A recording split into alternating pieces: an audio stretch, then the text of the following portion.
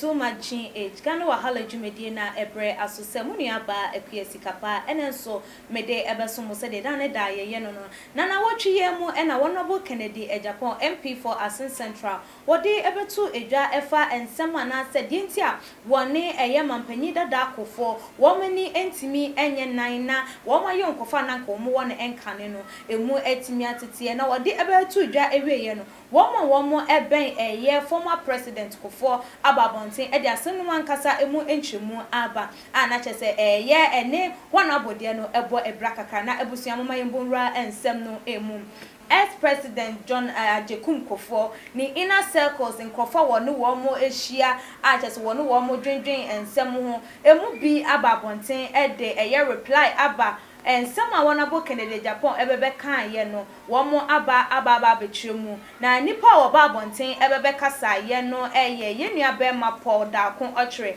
na nensem no wode etu edwa esem the real problem na ekoso eye say ye one ye former president Kofo wo ye obi anase ne ba emom ena ne eye businessman bi ekọ in a business agreement bi na enwoma no e backfire ye na chese ma eye ensensem no ekokopie ye ewo court na ensem no kokopie wo court no enchiremu ne se de enwoma esi ekoye ne eko in the favor of eye ex-president Kofo ne ba no side enti ekoye se eye nipa na ne ba no enini nya sa nkita ho na se business eye interaction no womo no sa nipa ni fia na se ne property a ewotema no ewo se eye ex-president Kofo ne ba no eye den eton na wodi tua eye ne ho eka ana se eka biara eye sa papa no na businessman no ede no no na enumu ena eye journalist bia na womo ewo eye Adom FM womo ebo eye Honorable Kennedy Japan asutire ema enu nti wo ye na adwen se da bi sesei ena bebe ye dia ebia na ekwakoye se akwada no ebekọ tema honum so wokoto ejapade na papa ne wo no na odi abetua sa eka na papa ne de no no afi na media for eba betwe ye womo ensem ewo apono so ye betwe womo wo bo so afi ye bo ne bedi a eye den a ye beka se eye president ye Kofo ne ba anase ex-president Kofo ne ba enti no won hwe e ma sa de ni ensi nti wo ye na adwen se ye de abusua ne din beba beto abonten ne ye begu abusua no ho fi na that time so no wo eye free no pan de won hwe e ma sa de no ensi enti wo ye na adwen se wo ko no wakwa hunu eye former president Kofo na wone no ayeden atwetwe nkomo na watimi aka kire ne se ebia sei eni se de enoma ekonom se ye ya adwen se ye ja wo ba no ama na ye de wo pa etimi ebetimi de animguase abenti ono de okoye se wone eye former president Kofo akwa twetwe enkomo aka kire ne ba ne se wonye den won twen eye de wo ye no ensan na eno ena eye misinterpretation bi so anasese womo ante womo hu ase enu nti no okokopie mu ho no Kofo fro se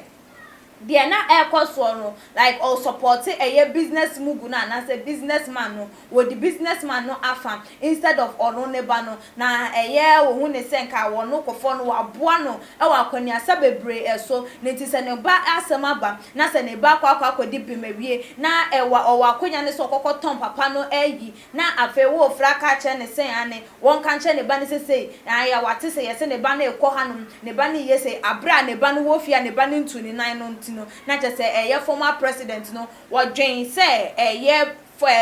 honorable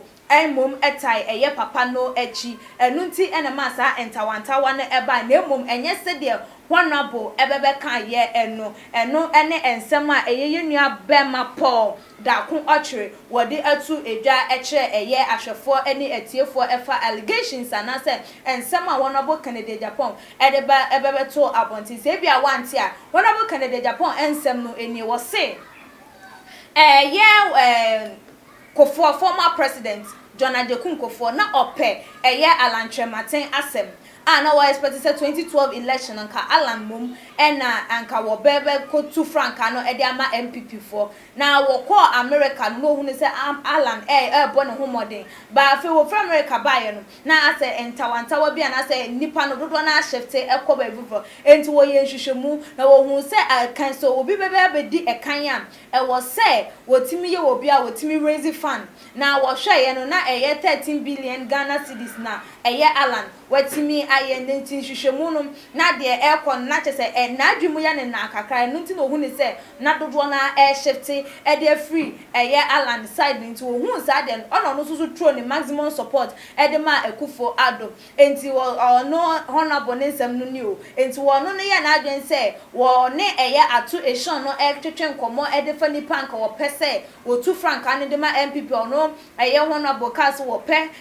na nado na nkwa Akufo Addo asem na nti no a eno no na kofo efa ne ho etan or because of say wantimi ndi de wo no ne pe achisa na honorable Kennedy Japan wode ne nsem no bae no de atu edwa na eno na ama nua be ma poda ko ochaba be chemu say enya amanyosem nti enya amanyosem kura enti na honorable Kennedy Japan wone mampanyi dada akofo wo mo ani enya na nemum enoma bi a ankoyi anase mentimi ho ase bi a ekoso emra na former president ne banom ene businessman bi edi dwuma anankita woso a ankoyi amfa ankoso ama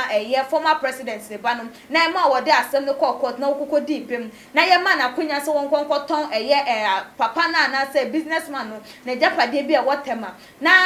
Adom FM dwuma je for journalist for yibi ekokobo won abo passe wate se former president Kofo ne ba no ekọ papa no site won ma na se papa no property no honom akwa akotonton bi na wo hwe se de no ma beko na betwe abusuan anim akonto wo frɛ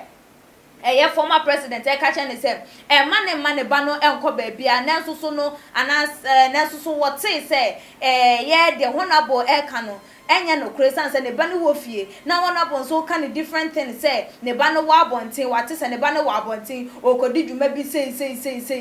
enti won kan che ne ba no no nsan enti na wo hu ne say honorable wotai business man no mom echi no ne sa entawantawa ba wo mo entem na enya politics crowd because wo mo de ba no amanyosem pa de MPP de wo mo ye wo madwen say on be make sure say bibia efa wo mo ho no de wo mo betro more support say nipa 20 na ta nipa we yachi a no do be hwe say nipa 20 na ta we yachi de na yenso ntro ye maximum support emfa ma say nipa no enti enya amanyosem enti na ama wo no abo wo ne former president Kofo wo mani enye enan na emom nkitanwode bi a ekọ so a mentime ho ase bi eba mu enu enti emfa MPP amanyosem hu eba bia na no na ebinom enso ede wo ma adwenkyere aba afa ensem yi ho na ebusua mekenkan ede amamu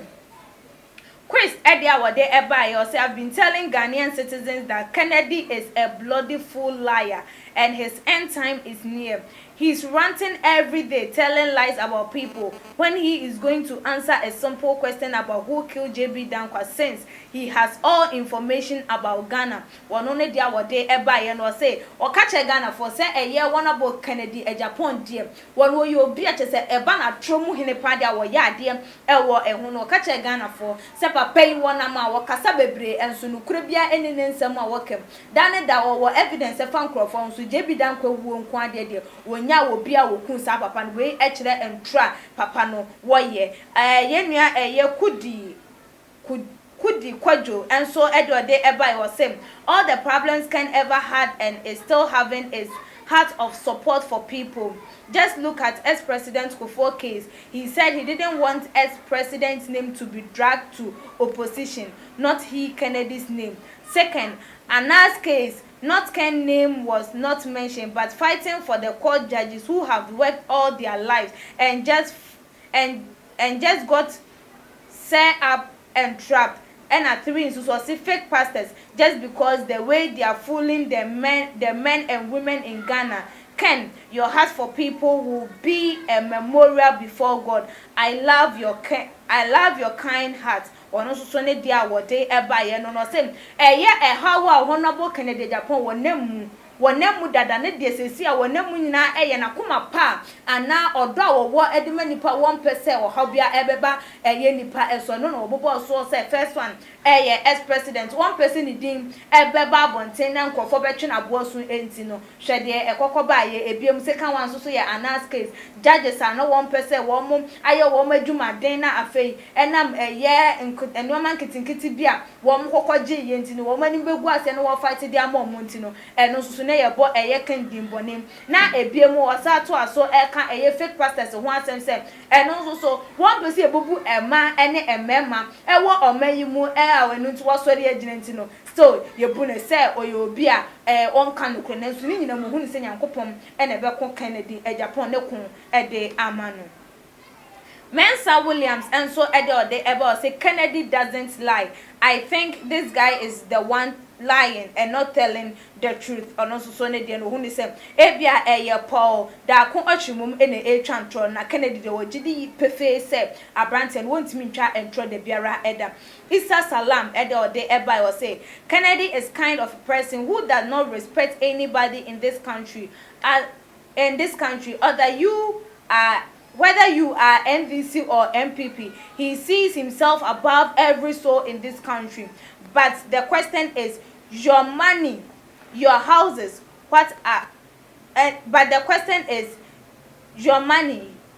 you have houses, what are you else looking for by lying to people to get money? And bad reputation and also so na dia wodem e ba ye enu hu ni se ye Honorable Kennedy die ye wombu obia wombu panyi wombu akwada se wo ye MPP no wo ye NDC no womfa obia ehu na obia wo fie wo adan wo sika ene wo nkoni ba dem biem e na wo bu nkrofo e de ape afa ehu we ene ye adwuntwe no bi a e ba ye fa ye ensem a Paul da kun otre ede eba ye fa eye nchechemu a Honorable Ken ede ba na anu ada no so aba beka eye different thing ama sese aye Ghana fo adwen mu na sese hwan e na e ka no kre e na hwan e na e twantro bididi ye se wutie ensem no nti won so dem no mo enti hwan e na won so hu ne se wo ka no kra na se wo twa entro fo wadwen kire ebra e wo too much in comment section ebiem nso share your videos no e fo ma abusuafo anuanom ene adofo no na emrepe no mekenkan ede amom midin ene ekwesi kapa dasene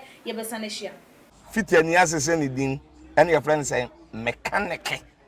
na prophet kumichacha ma sesa me YouTube no ba bia me hwe bia ma change afro ene maba too much gh hwe na prophet kumichacha me so me hwe